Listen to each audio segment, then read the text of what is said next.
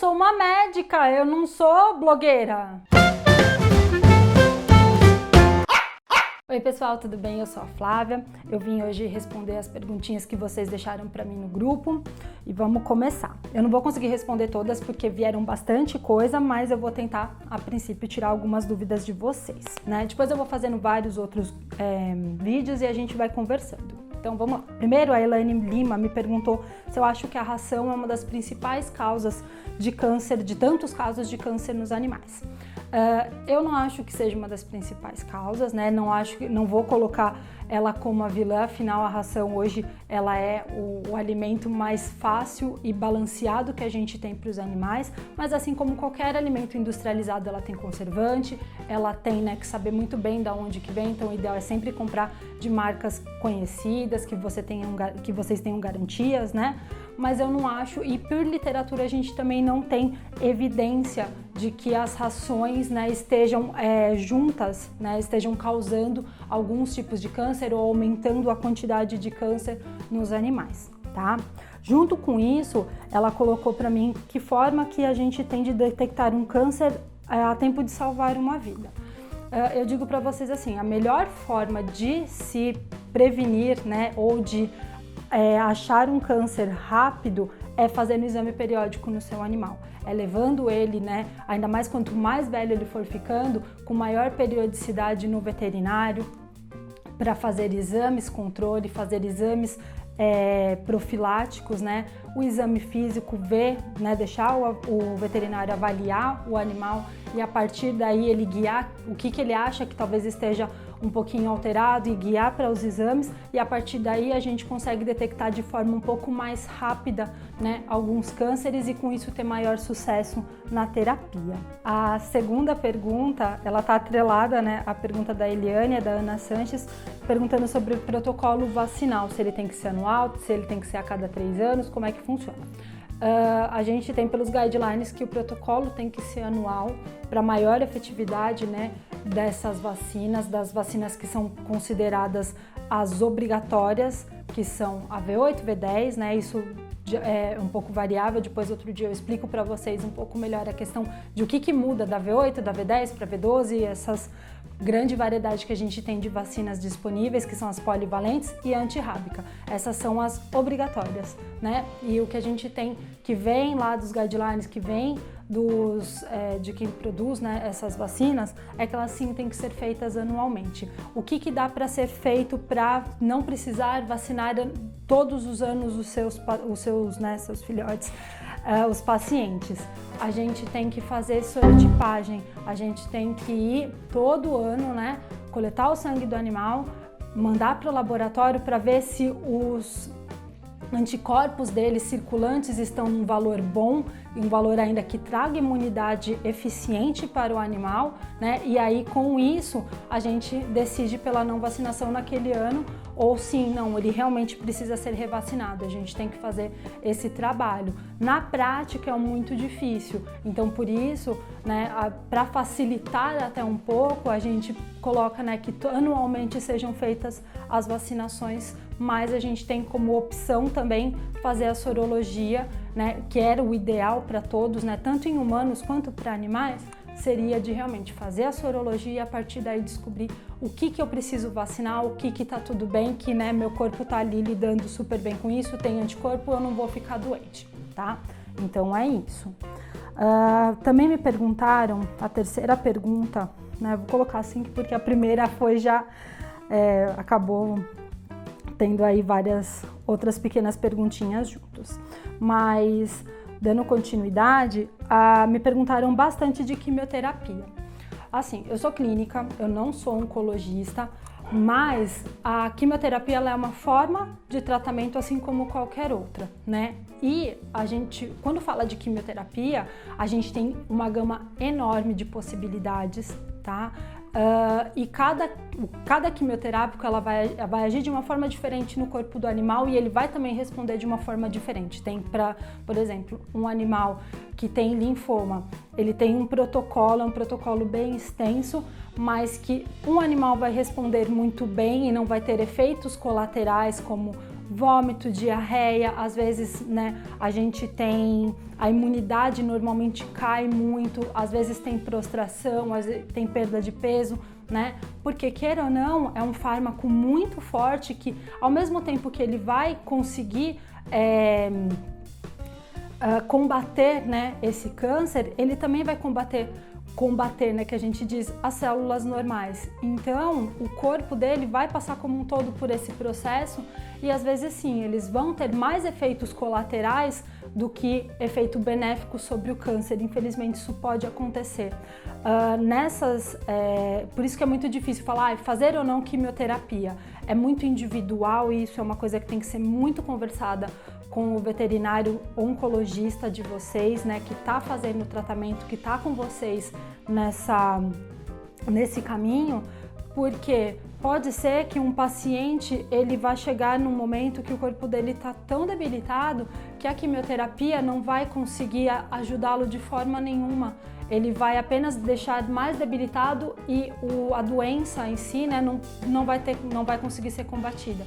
E aí nesse momento é quando a gente fala não vamos fazer mais a quimioterapia, né? A gente vai fazer ou trocar a quimioterapia ou fazer outros métodos, né? Mas isso tem que ser conversado caso a caso. Falar a quimioterapia fazer ou não fazer de forma geral, a gente não consegue. Isso é muito individual, é resposta individual de cada paciente, né? E também de cada tipo de câncer, tá? Então, por isso que a gente não consegue dar uma resposta mais assim, ó, é isso, porque tem muitas e muitas possibilidades.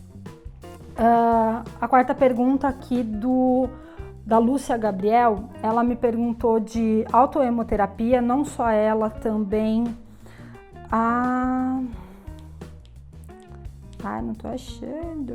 Aqui. E a Silene Miranda me perguntaram sobre autohemoterapia. Eu vou falar para vocês que eu conheço pouco de autohemoterapia, eu sou clínica, eu sou alopata. A autohemoterapia, ela entra ali como da medicina complementar, tá?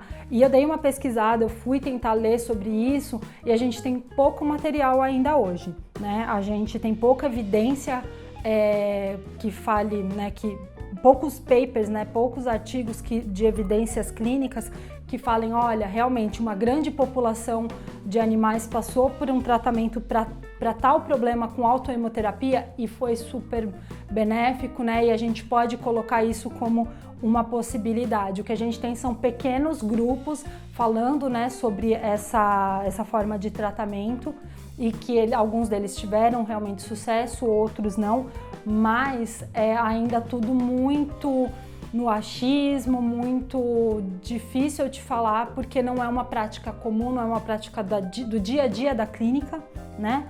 E eu também não conheço muito, então eu prefiro não opinar. Me perguntaram também sobre medicina chinesa, acupuntura. Isso a gente entende como, hoje em dia, como é a medicina complementar, né? Então, a acupuntura eu particularmente gosto muito.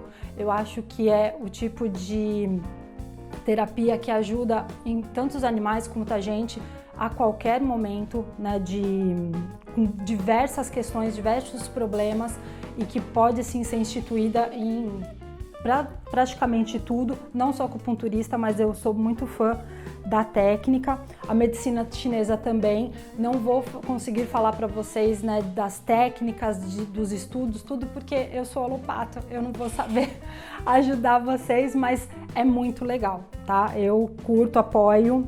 E se vocês quiserem, tiverem interesse, tiverem dúvidas, eu posso ir pesquisar, ir atrás e trazer para vocês mais informações. E o CBD, para quem não sabe, o CBD ele é uma parte ali do cannabis que a gente ainda está estudando, a gente está começando aí, engatinhando, tanto na medicina humana quanto também na medicina veterinária, o uso dela tanto para diversas questões, mas assim, o que a gente tem de hoje em dia é que a gente não sabe nada, que serve para muita coisa, mas basicamente eu vou falar o que eu sei sobre o CBD.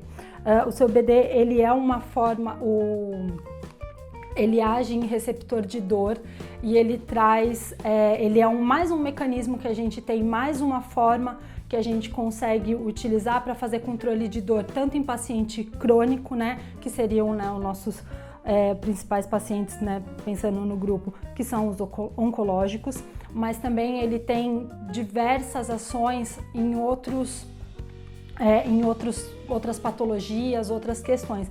Paciente com dor crônica, a gente já tem alguns estudos falando que o CBD é muito bom, que realmente a gente consegue diminuir a quantidade de medicação, né, de fármaco utilizando o CBD, mas de qualquer forma, hoje o que a gente preconiza para tratamento de dor é realmente uma terapia multimodal, né?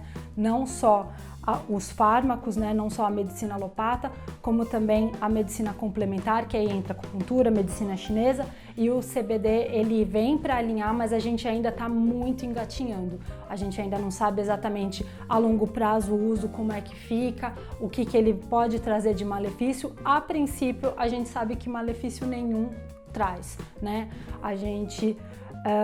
pelos estudos que a gente tem, por enquanto é só benefício e a gente ainda precisa mapear um pouco melhor e fora as questões, né, de conseguir, né, a medicação, que aqui no Brasil a gente ainda não tem a possibilidade, ainda é proibido o uso da cannabis, mesmo de forma terapêutica, né, mas a gente tá engatinhando. Assim que eu tiver mais informações, eu posso falar com vocês, eu posso dar novidades, ainda mais quando autorizarem o uso. Vou ficar super feliz e vou querer compartilhar com vocês. E a quinta pergunta foi da Rita Dreyer, que ela falou assim: eu gostaria de saber o que é ser paliativista, o que estuda para ser paliativista, qual é a função de um paliativista, né, responsabilidades e como interage com o tutor e com os outros VETs que participam do tratamento. Então, vamos lá. Primeiro, o que é ser paliativista?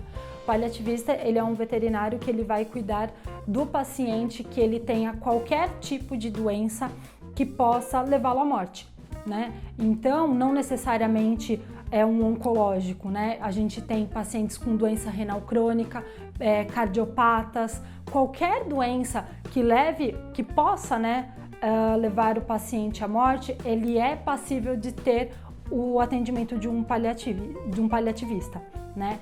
E a gente vai atuar juntamente com uma equipe. Então, à medida que o paliativista entra, não é que os outros veterinários saem, não, a gente entra junto, né? E aí já vou respondendo essa questão de como que a gente interage na equipe. A gente é mais um, porque a equipe tem que ser multiprofissional, porque vai ter a questão, por exemplo, oncológica, mas vai ter também a questão da parte cardio, e a gente vai, junto com esses profissionais, modulando o tratamento, tanto curativo, né, o tratamento curativo, quanto o tratamento paliativo. O que acontece é, à medida de que vai se esgotando a possibilidade de tratamento curativo, o paliativo vai aumentando, porque a gente age muito em controle de sintomas, na parte familiar, né? Então, a gente vai olhar muito para a família dos pacientes, que são vocês, a gente vai estar junto nisso,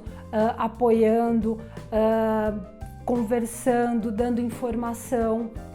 À medida de que a doença vai progredindo, que infelizmente, né, uma hora talvez ela seja incurável mesmo, a gente não tenha mais recurso para com a doença, a gente tem recurso ainda com o paciente, que é dar bem-estar, controle de dor, controle de náusea, que é muito importante.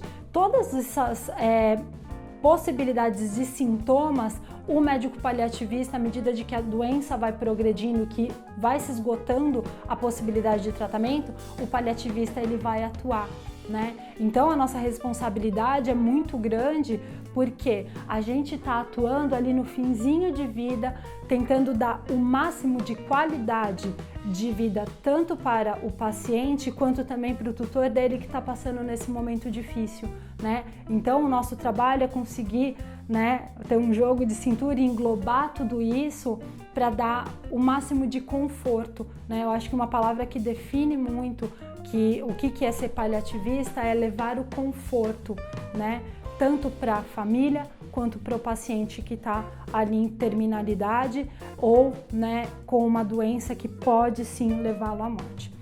Eu posso depois fazer um vídeo aqui e falar só sobre isso durante muito tempo, porque é um assunto que eu gosto muito, né? E a gente tem muita coisa para trocar, para aprender, né? É o que eu falei, a gente está engatinhando, é tudo só o começo aí nos cuidados paliativos, mas é só para vocês terem uma ideia. Eu espero poder ter ajudado vocês, tirado as dúvidas. Se tiverem mais, podem me mandar, pode mandar inbox, pode mandar por aqui mesmo no grupo. Eu vou deixar também para vocês o link aqui embaixo do meu Instagram. Lá eu falo sobre diversos temas também, quanto ao paliativismo, quanto também à clínica geral, né? E a minha ideia é de trazer vários vídeos com informações para vocês, para a gente aprendendo junto, para a gente né, ter essa interação, tá bom? É isso, qualquer coisa, tô por aqui. Beijo!